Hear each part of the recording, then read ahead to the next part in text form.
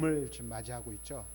좀 전에 예배를 드리기 전에 나무를 자세히 살펴보니까 벌써 조그맣게 싸게 눈이 트이는 것을 볼 수가 있었습니다. 기나긴 겨울이 지나갈 것 같지 않았던 겨울이 지나가고 이제 봄의 새 기운들이 일어나는, 살아나는 그런 계절을 맞이했습니다. 이 봄의 기운이 여러분들을 덮고 또 우리의 삶을 주장해서 봄처럼 화창한 봄날 같은 인생들이 되시기를 주님의 이름으로 축원합니다. 우리가 인생을 살아가면서 종종 여러 가지 많은 어려운 일들을 만나게 됩니다. 그래서 이 인생의 어려운 일들을 만날 때 마치 문이 꽉 닫혀 있는 것, 열리지 않는 것 같은 그런 순간에 있습니다. 그래서 아무리 두드려도 열리지 않는 문, 그 어떤 노력을 해도 해결되지 않는 인생의 문제, 또 인간의 힘, 우리의 힘으로는 도무지 돌파할 수 없는 그런 상황을 맞닥뜨릴 때가 있다라는 것이죠. 그럴 때 여러분들은 어떻게 하십니까? 인생의 굳게 닫힌 문을 만났을 때 그 문 앞에서 여러분들은 어떠한 삶의 자세를 가지고 대하는가 한번 생각해 보시길 바랍니다.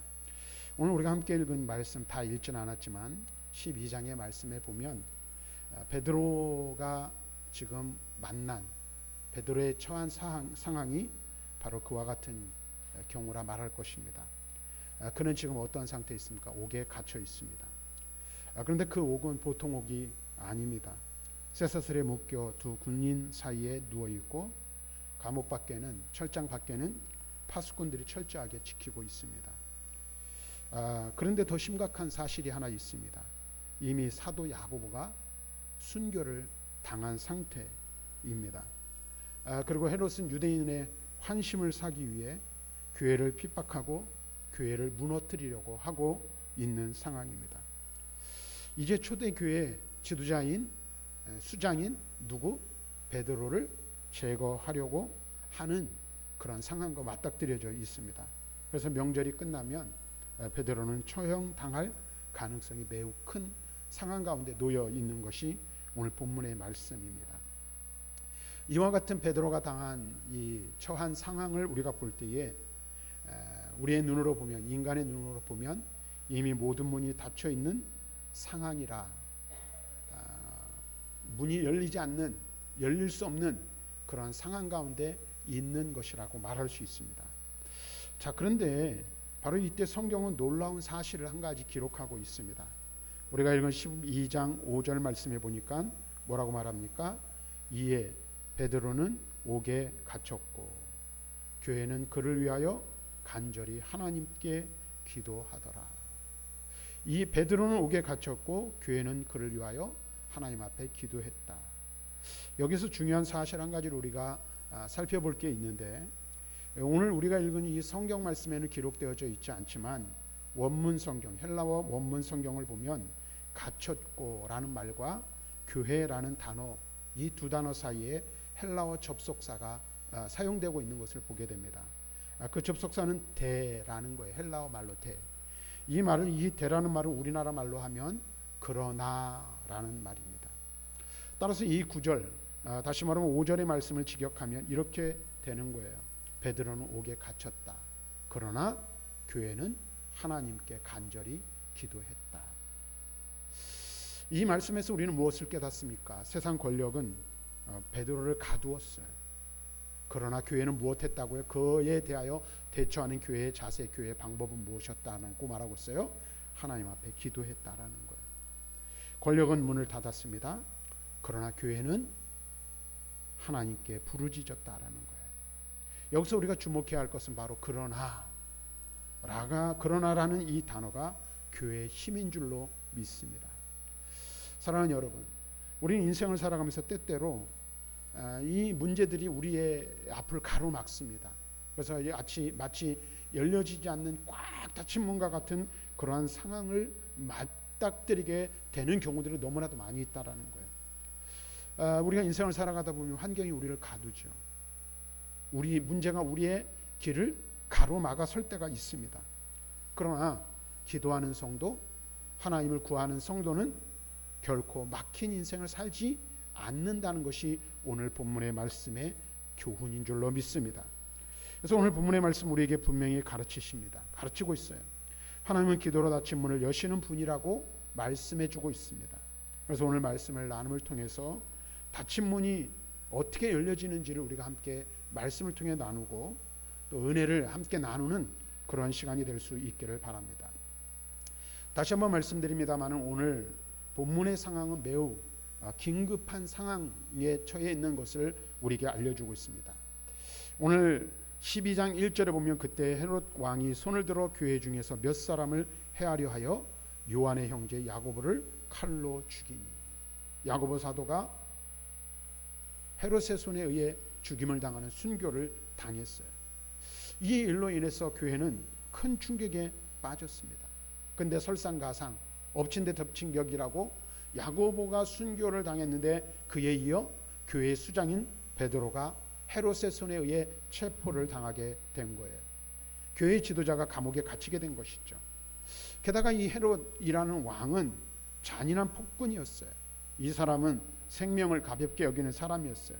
한 사람의 목숨보다 이 사람에게는 정치적인 목적이 더 중요했던 사람이 바로 헤롯이었습니다. 그래서 이제 무교절이 끝나면 베드로는 재판을 받게 되고 처형될 가능성이 매우 큰 상태에 놓여 있는 것입니다. 그런데 이와 같은 상황에서 교회가 이 문제를 해결할 방법은 그렇게 좋아 보이지 않는, 해결할 방법이 있어 보이지 않는 그런 상태에 있었습니다. 어쩌면 사람들은 이렇게 생각했을지도 몰라요. 이렇게 말했을지도 몰라요. 어떠한 방법을 써서든 베드로만은 빼내야 하지 않겠는가, 구해내야 하지 않겠는가. 혹시라도 정치적인 도움을 받을 만한 어떤 방법은 없을지 우리가 한번 살펴봐야 되지 않겠는가. 누군가 권력을 가지고 힘을 가진 사람이 오늘 헤롯이라는 사람을 설득할 방법이 있지 않을까 하는 생각들을 아마 했을지도 모르겠다라는 것입니다. 여러분 같으면 어떻게 하시겠습니까? 이런 어려움을 만나고 정말로 아무것도 할 수 없는 그런 상황이 맞닥뜨렸을 때 우리가 할 수 있는 일이 과연 무엇이 있을까요? 성경은 우리에게 말합니다. 그러나 교회는 간절히 기도했다. 간절히 기도했다. 다시 말하면 이 교회, 곧 초대 예루살렘 교회 성도들은 다른 방법을 찾지 않았다라는 거예요. 세상의 권력을 의지하지 않았습니다. 인간적인 방법을 어떻게든 간구하여 그 방법을 실행할 것을 찾지 않았어요. 다만 교회는 무엇을 했습니까? 기도했습니다. 기도했어요. 어떻게 보면 이것은 인간적으로 볼 때 참 미련하고 무책임해 보일 수 있죠. 지금 기도보다 더 중요한 게 기도한다고 무슨 하늘에서 문이 열리고 떡이 생기는 것도 아니고 뭐가 생기는 것도 아닌데, 기도보다는 좀 힘 있는 사람, 그 다음에 뭔가 이 방법을 찾아낼 누군가를 찾아야 하지 않을까 하는 생각을 할 수가 있다라는 것이죠. 그래서 교회의 이와 같은 태도는 인간적인 모습으로 보면 매우 무책임한 모습으로 행동처럼 보일 수 있다라는 거예요. 그러나 그럼에도 교회는 기도하기를 포기하지 않았습니다. 왜 그랬을까요? 그들은 알고 있었기 때문에 그래요. 고난 속에서 성도가 붙들 수 있는 가장 강력한 무기는 기도라는 사실을 초대교회 성도는 알고 있었던 것입니다. 기도는, 여러분 잘 들으세요, 약하디 약한 사람이 마지막으로 붙잡는 지푸라기가 아니라는 사실을 아시기를 바랍니다. 아멘이 없으시네요. 네? 우리는 근데 어떻게 할 때가 많아요? 최후의 수단으로 기도를 택하는 거예요. 어쩔 수 없이 해볼 거 다 해보고 할 수 있는 거 다 해본 다음에 안 되니까 마지막에 지푸라기라도 잡는 심정으로 기도라는 것을 택할 때가 있다라는 거예요. 그런데 기도는 그런 것이 아니라는 사실을 우리는 꼭 기억해야 할 줄로 믿습니다. 종교개혁자 마틴 루터는 이렇게 말했다고 합니다. 기도는 교회의 가장 강한 벽이며 요새이다. 그것은 그리스도인의 가장 뛰어난 무기이다 라고 말했습니다. 그래서 세상은 무엇을 의지합니까? 힘을 의지해요. 세상은 권력을 의지해요. 세상은 무엇보다도 무엇을 의지합니까? 돈을 의지합니다. 돈을 의지하죠. 돈보다 가장 강력한 무기가 어디 있겠습니까? 그러나 교회는요, 이런 것들을 의지하지 않습니다. 하나님을 의지합니다. 믿습니까? 네. 그리고 교회 하나님을 의지하는 가장 확실한 방법, 가장 분명한 방법이 뭐라고 말하고 있어요? 기도라고 말하고 있어요. 기도. 그래서 잠언 기자는 20장 22절에 다음과 같이 말씀하고 있는 것을 보게 됩니다. 같이 읽습니다. 시작. 너는 악을 갚겠다 말하지 말고 여호와를 기다리라. 그가 너를 구원하시리라. 너는 악을 갚겠다 말하지 말고 여호와를 기다리라. 그가 너를 구원하시리라. 우리가 세상을 살아가다 보면 여러 가지 좋지 못한 상황 가운데 처하게 됩니다. 그리고 또 악한 이들로 인해서 우리가 어려움을 당할 때도 있다라는 거예요. 그런데 우리는 어떠한 경우를 대부분 많이 사용해요? 악을 악으로 갚으려고 할 때가 많이 있다라는 거예요. 그런데 성경은 뭐라고 말합니까? 악을 악으로 갚지 말라라고 말하고 있어요. 그러면서 우리가 취해야 할 태도, 자세가 무엇이라고요? 하나님이 일하시기를 기다리라고 말씀하고 있어요. 그리하면 하나님께서 우리를 어떻게 하시겠다고요? 구원하실 것이라고 약속하시고 계십니다. 사랑하는 성도 여러분, 왜 고난이 온다고 좌절합니까? 왜 세상의 힘을 먼저 의지하려고 합니까? 하나님의 일하심을 기다리며 기다리는, 기도하는 저와 여러분들이 다 되시기를 주님의 이름으로 간절히 축원합니다. 기도는 세상이 가진 어떤 무기보다 강력한 영적 무기임을 기억하시기를 바랍니다. 그래서 문제 앞에 설 때에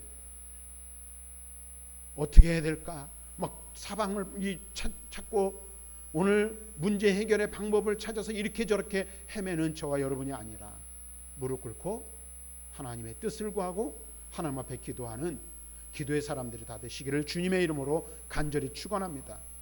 여러분들이 가지고 있는 가장 강력한 무기, 우리 믿음의 사람들이 가지고 있는 가장 강력한 무기, 그 무기가 무엇입니까?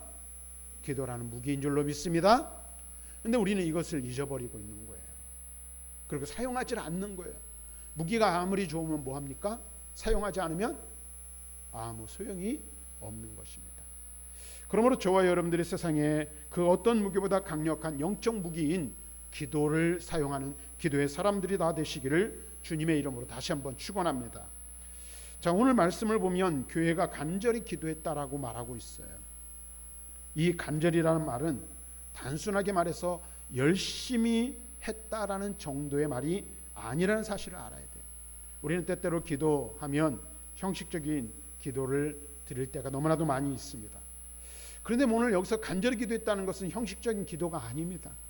마음과 힘을 다해 드리는 기도, 포기하지 않고 끝까지 이어지는 기도, 끊어지지 않는 간구, 영혼을 쏟아붓는 기도, 다시 말하면 우리의 전 존재를 다해 하나님께 매달리는 것을 의미하는 그 의미가 바로 간절히 기도했다라는 거예요. 사랑하는 성도 여러분, 초대교회는 끊임없이 그리고 지속적으로 진심으로 하나님께 부르짖었음을 이 말씀 속에서 우리는 깨달을 수가 있어요. 교회는 단순히 형식적인 기도를 드리는 것이 아닙니다. 아마도 초대교회 성도들은 우리가 다 알 수는 없지만 밤을 새면서 철야 기도를 드렸을 것이 틀림이 없습니다. 아마 그들은 눈물로 간절히 호소했을 것이 틀림이 없습니다. 하나님의 도우심을 그들은 간절히 구했을 것입니다. 왜요? 교회는 분명히 알고 있었기 때문에 그래요. 뭘 알았습니까? 기도만이 하나님이 일하시는 능력이라는 사실을 알고 있었기 때문에 그렇습니다. 요한일서 5장 10절에서 이렇게 말합니다. 같이 한번 읽어보겠습니다. 시작. 그를 향하여 우리가 가진 바 담대함이 이것이니 그의 뜻대로 무엇을 구하면 들으심이라. 우리가 담대하게 하나님 앞에 나아갈 수 있는 이유가 무엇입니까? 우리의 기도가 하나님의 뜻에 맞기만 하면, 우리의 기도가 하나님의 뜻대로 하는 기도만 된다면 하나님께서는 우리의 기도를 반드시 어떻게 하신다? 들으신다. 응답하신다. 아멘. 들으시고 응답하실 줄로 믿습니다. 지난 시간에도 말씀드렸지만 그런데 그 우리의 기도가 어떤 기도가 되어야 돼요? 하나님 마음에 합한 기도가 되어야 되는 거예요. 하나님의 뜻에 맞는 기도가 되어야 하는 거예요. 여러분들이 기도하는 그 기도가 허공을 치는 헛된 외침이 아니라는 사실을 꼭 기억하시기를 바랍니다. 기도는 하나님께서 들으시는 간구입니다. 그래서 시편 146편 3절부터 5절에는 이렇게 말합니다. 우리 한번 같이 읽어볼게요. 시작. 귀인들을 의지하지 말며 도울 힘이 없는 인생도 의지하지 말지니 그의 호흡이 끊어지면 흙으로 돌아가서 그날에 그의 생각이 소멸하리로다. 야곱의 하나님을 자기의 도움으로 삼으며 여호와 자기 하나님에게 자기의 소망을 두는 자는 복이 있도다. 아멘. 아멘입니까? 오늘 여기 말씀 보니까 뭐라고 말해요? 귀인을 의지하지 마라.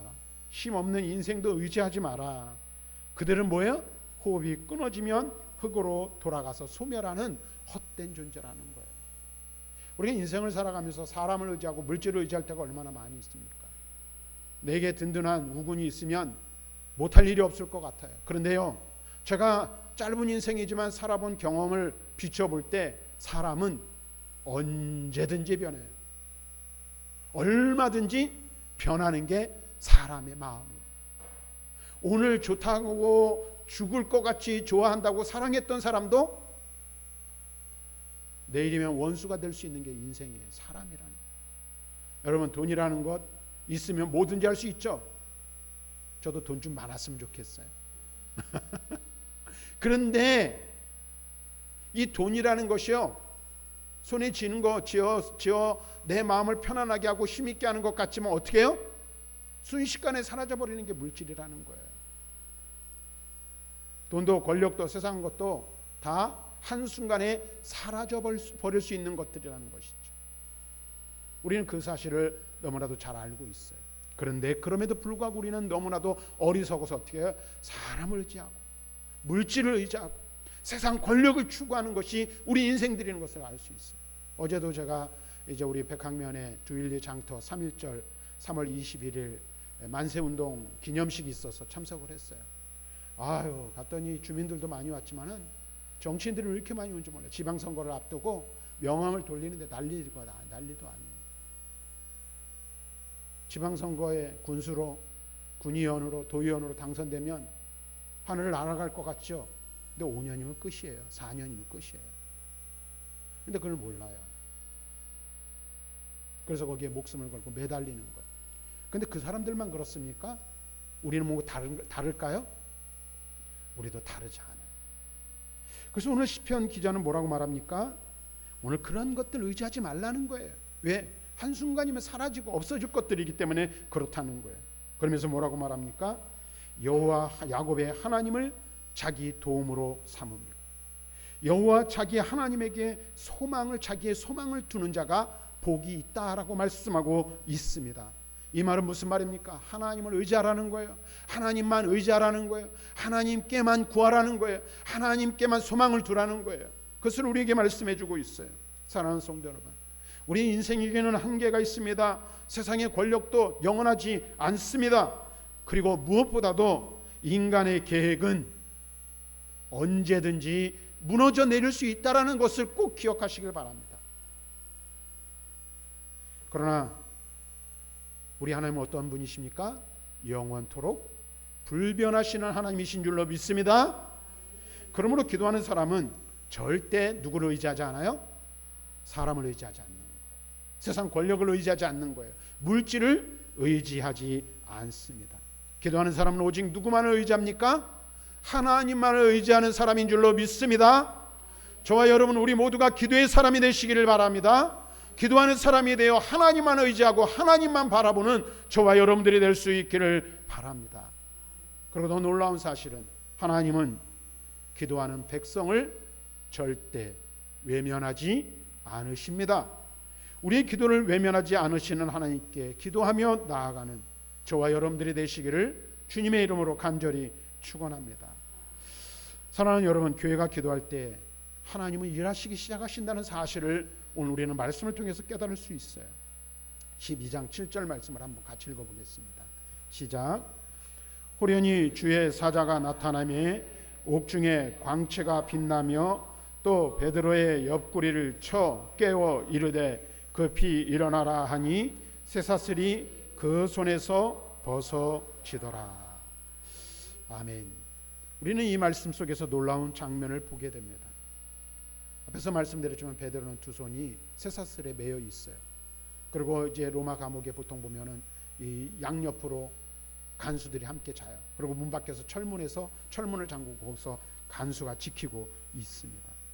다시 말하면 헤롯은 모든 방법을 동원해 베드로를 옥에 가두어 둔 것입니다. 그러나 여러분 보세요. 하나님이 역사하시자 막혔던 모든 것들이 열려지게 되는 줄로 믿습니다. 막혀있던 장벽이 무너진 것입니다.